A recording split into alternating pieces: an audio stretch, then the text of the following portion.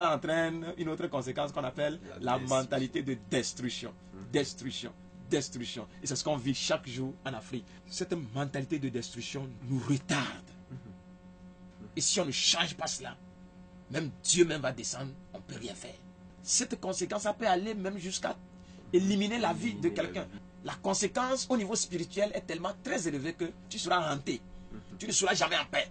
Parce que les esprits que tu as détruits là, ne vont jamais te laisser. Parce qu'on dit, celui qui détruit sera détruit.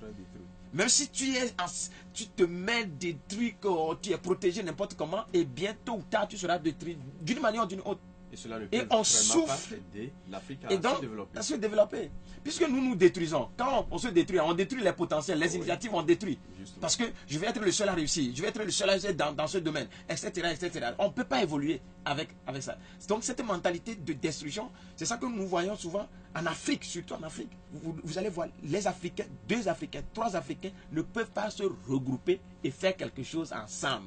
À cause de l'intérêt individuel. Chacun cherche son côté. Donc en réalité, ils sont ensemble, mais ils ne sont pas ensemble. Chacun joue son petit malin. Où est-ce que moi je peux manger? Où est-ce que l'autre est en train de manger quoi? Etc. Au lieu que chacun amène pour qu'on puisse produire et partager. Parce qu'on dit l'union fait la force. Et c'est ça que Nelson Mandela dit. Aucun de nous ne peut atteindre le succès en agissant seul. Il faut que les Africains comprennent.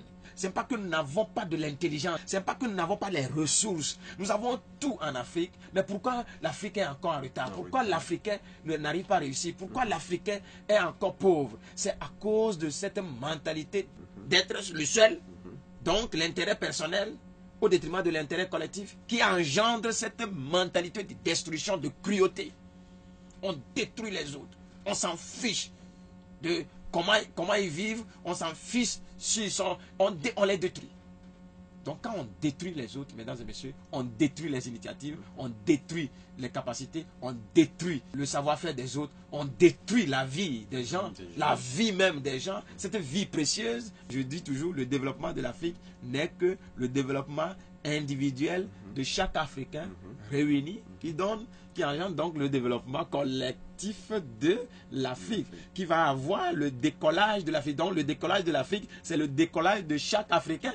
Maintenant, si nous nous détruisons, quand est-ce qu'on va décoller? Si nous détruisons les initiatives de Zico, les initiatives de l'autre, etc., on est en train de fouiller. Il fait quoi?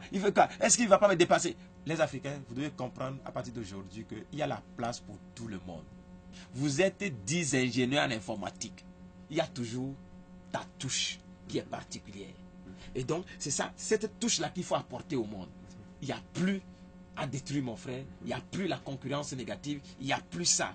Tu occupes ta place, j'occupe ma place, mais nous apportons nos compétences, nous créons une sorte de synergie de compétences, une sorte de synergie de savoir-faire, une sorte de synergie de capacité, une sorte de synergie de richesse, et sans ce moment, on peut décoller.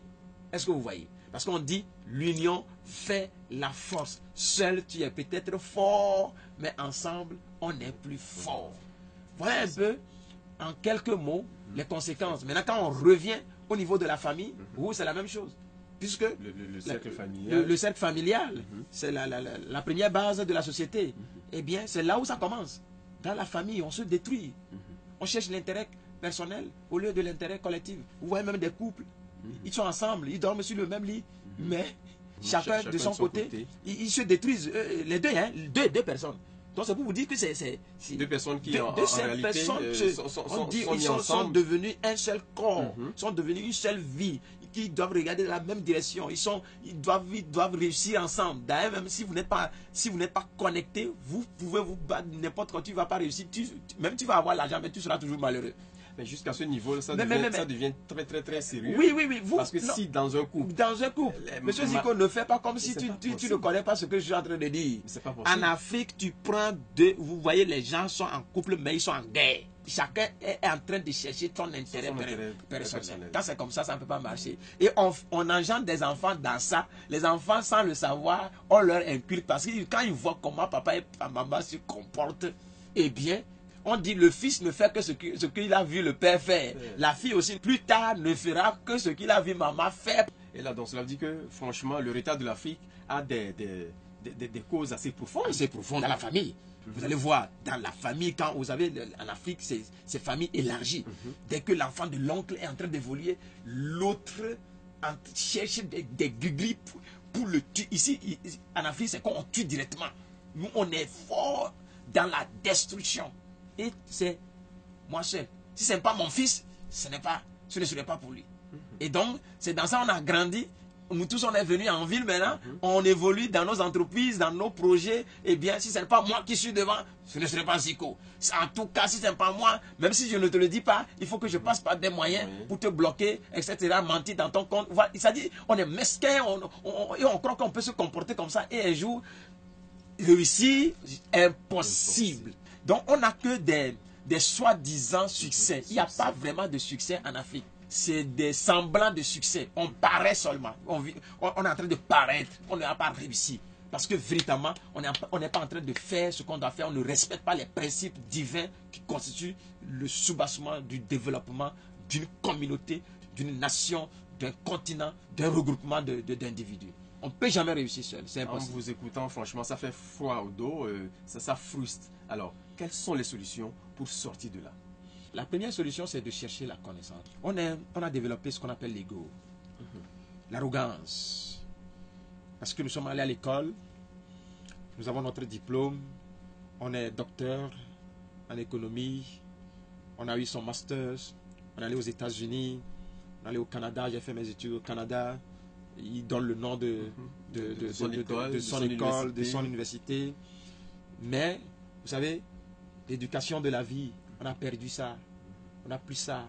Donc du coup, on n'a plus de valeurs. On est techniquement bon, mais aujourd'hui, personnalité, les qualités, les valeurs humaines qui occupent plus de 90%, on n'a plus ça. Donc on ne peut pas évoluer. Donc il faut que les gens aillent à l'école de la vie, devenir humble, ça je vais toujours le dire. Devenir humble pour apprendre de la vie.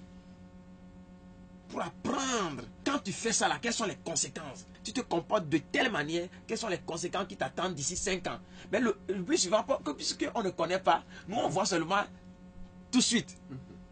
On ne mesure pas les conséquences de nos actions dans 5 ans, dans 20 ans, sur notre propre vie. Donc après 5 ans, 10 ans, on a des problèmes, on a des blocages, on a des difficultés dans notre propre vie. Et puisqu'on a oublié des actions que nous avons posées il y a de cela 1 an, 2 ans, 10 ans, eh bien, qu'est-ce qu'on fait? On commence par accuser les gens autour de nous actuellement. Est-ce que ça va? Et donc, en réalité, ce ne sont pas ces gens-là. C'est tel comportement. La cause, elle est lointaine. Elle est lointaine. C'est ça le principe universel, les principes qui régissent la vie. Il y a des principes qui régissent l'évolution ou bien le retard de la vie donc de l'individu. Si tu ne connais pas ça, tu peux être haut gradé, c'est-à-dire avoir tous les diplômes du monde. Tu auras toujours des problèmes dans ta vie. Ou bien tu vas causer toujours des problèmes à ta société, à ta communauté, à ta famille. Et donc, tu vas passer par la terre au lieu de vivre, au lieu d'impacter, au lieu d'apporter quelque chose à construire la vie. Pour être coaché,